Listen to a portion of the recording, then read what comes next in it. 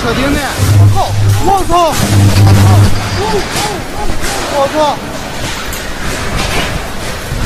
爹，大爷，呦，我靠！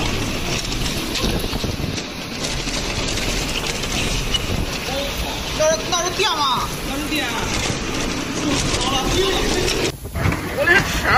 A dangerous tornado hit the suburbs of the city of Shangqiu, China's Hunan province on July 22, 2022, damaging factories and downing power lines.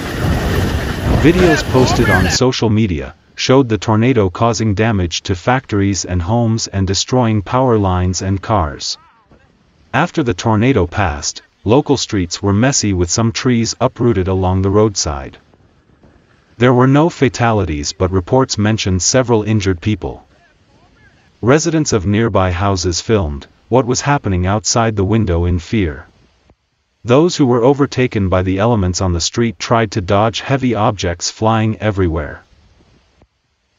This is the second major tornado in southern China in recent times.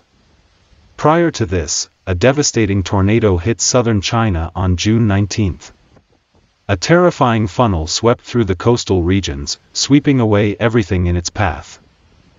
Black storm clouds gathered over the city.